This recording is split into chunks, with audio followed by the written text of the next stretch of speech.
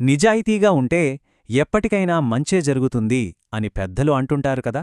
మరి ఆ మాటకు ప్రాణం పోసినట్టుండే ఓ అద్భుతమైన కథను ఇప్పుడు మనం వినబోతున్నాం. ఈ కథ నిజాయితీకి ఉన్న అసలైన విలువ ఏంటో మనకు చూపిస్తుంది. సరే, మరి కథలోకి వెళ్ళిపోదామా? అసలీ కథ ఎవరి గురించి, ఆయన జీవితం ఎలా ఉండేదో ఓసారి చూద్దాం. మన కథలో హీరో ఎవరంటే ఒక చాలా పేద కట్టెలు కొట్టే అతను. ఆయన జీవితం చాలా సింపుల్ అండి. రోజూ తెల్లారగానే అడవికెళ్ళాలి, కట్టెలు కొట్టాలి, వాటిని అమ్ముకుంటేనే పూట గడిచేది.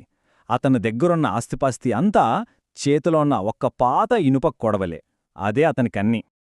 అలా రోజూలాగే సాగిపోతున్న తన జీవితంలో ఒక్కసారిగా ఊహించని ఓ సంఘటన జరిగింది.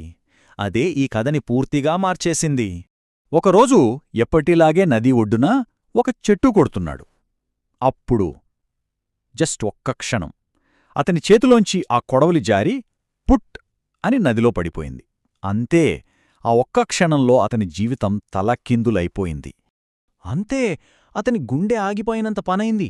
ఎందుకంటే ఆ కొడవలే అతని జీవనాధారం. అది లేకపోతే కట్టెలెలా కొట్టాలి, తన కుటుంబాన్ని ఎలా పోషించాలి? అయ్యో దేవుడా, నా బతుకికెలా అని బోరున విలపించడం మొదలుపెట్టాడు. అతని బాధ ఎంత తీవ్రంగా ఉందో మనం అర్థం చేసుకోవచ్చు. కానీ కథ ఇక్కడితో అయిపోలేదు. అతని ఆ ఏడుపు, ఆ బాధ బహుశా ఆ దైవానికి వినిపించినట్టుంది. ఇక్కడనుంచే అసలు కథ మొదలవుతుంది. వచ్చింది కేవలం సహాయం కాదు, అతని నిజాయితీకి ఒక పెద్ద పరీక్ష. అప్పుడు నదిలోనుంచి ఒక దేవత ప్రత్యక్షమైంది. ఆమె అతని నిజాయితీని పరీక్షించాలనుకుంది. అందుకే అతని ముందు 3 రకాల కొడవలు పెట్టింది. ఒకటి బంగారంది, ఇంకొకటి వెండిది, ఇక మూడోది అతని సొంత పాత ఇనుప కొడవలి. ఆ దేవత నీళ్లలో మునిగి పైకి వచ్చింది. ఆమె చేతిలో వావ్, ఏంటా మెరుపు! తలతలా మెరిసిపోతున్న ఒక బంగారు కొడవలి ఉంది. దాని విలువ కట్టగలమా? ఆ దేవత సూటిగా తన్నడిగింది. ఈ బంగారు కొడవలి నీదేనా అని. ఒక్కసారి ఆలోచించండి, తినడానికి తిండిలేని ఆ పేదవాడి ముందు ఎంత పెద్ద ఆశ! కాని ఆ కూలీ ఒక్క క్షణం కూడా కళ్ళు ఆర్పలేదు. అతని మనసులో ఎలాంటి దురాశ లేదు. చాలా నిజాయితీగా, లేదు స్వామి, అది నాది కాదు అని చెప్పేశాడు. చూశారా అతని వ్యక్తిత్వం ఎంత గొప్పదో! దేవతకు అతని నిజాయితీ నచ్చింది. కాని పరీక్ష ఇంకా పూర్తి కాలేదు. ఈసారి నీళ్లలోంచి మెరిసిపోతున్న ఒక వెండి కొడవలిని తీసింది. మళ్ళీ అదే ప్రశ్న, సరే మరి ఇది నీదేనా? రెండోసారి కూడా అతను అస్సలు మారలేదు. ఎలాంటి తడబాటు లేకుండా, లేదు తల్లి, అది కూడా నాది కాదు అని చాలా స్పష్టంగా చెప్పాడు. అతని నిజాయితీకి ఏ ఆశ అడ్డుకట్టెయ్యలేకపోయింది. ఇక చివరి ప్రయత్నంగా ఆ దేవత అతని పాత, తుప్పుపట్టిన ఇనుపు కొడవలిని పైకి తీసింది. బంగారంలా, వెండిలా మెరవట్లేదు, కాని అదే అతని కష్టానికి గుర్తు. ఆమె మూడోసారి అడిగింది, బాబూ, ఇది నీదేనా? తన సొంత కొడవలిని చూడగానే అతని ముఖంలో ఆనందం వెల్లివిరిసింది. అప్పటిదాకా ఉన్న బాధంతా మాయమైపోయింది. అవును, అవును, ఇదే నాది, నా కొడవలి దొరికేసింది అని గట్టిగా అరిచాడు. ఇక్కడ మనం గమనించాలి, అతని ఆనందం బంగారానికో వెండికో కాదు, తన కష్టాన్ని, తన పనిముట్టుని తిరిగి పొందినందుకే.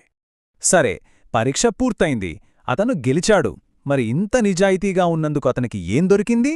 అదే అసలైన క్లైమాక్స్. ఆ కట్టెలు కొట్టేవాడి నిజాయితీకి, ఆ నిస్వార్థానికి దేవత ఎంతగానో సంతోషించింది. నిజానికి ఆమె పెట్టిన పరీక్ష కొడవలని కనుక్కోడానికి కాదు, అతని మంచి మనసును చూడటానికే అని ఇప్పుడు మనకు అర్థమవుతుంది కదా. అందుకే ఆమె అతని నిజాయితీకి ఊహించని బహుమతిచ్చింది. కేవలం అతని పాత ఇనుప కొడవలి మాత్రమేగాదు, అతను వద్దనుకున్న ఆ బంగారు కొడవలి, ఆ వెండి కొడవల్ని, ఆ మూడింటినీ అతనికి బహుమతిగా ఇచ్చేసింది. చూశారా, నిజాయితీగా ఉంటే ఒకటి పోతే 3 తిరిగి వచ్చాయి. వావ్! ఎంత మంచి కథ కదా! సరే, మరి ఇంత అద్భుతమైన కథ నుంచి మనం నేర్చుకోవాల్సిన అసలైన నీతి ఏంటి? ఒకసారి చూద్దాం. ఈ కథ మనకు చాలా సింపుల్గా 2 విషయాలు చెప్తుంది. ఒకటి, నిజాయితీ ఎప్పటికైనా గెలుస్తుంది, దానికి తిరుగులేదు. 2, ఎలాంటి కష్టం వచ్చినా సరే అబద్ధం చెప్పకూడదు, సత్యం వైపే నిలబడాలి. ఈ కట్టెలు కొట్టేవాడి కథే దీనికి బెస్ట్ ఎగ్జాంపుల్. ఈ కథతో మనం ముగిద్దాం, కాని ఒక చిన్న ప్రశ్నతో. ఈ కథలో అతనికి బంగారం, వెండి దొరికాయి. కాని అవి పక్కన పెడితే అసలు నిజాయితీగా బ్రతకడం వల్ల మన మనస్సుకు, మన ఆత్మకు దొరికే అసలైన బహుమతేమై ఉంటుంది? ఒక్కసారి ఆలోచించండి.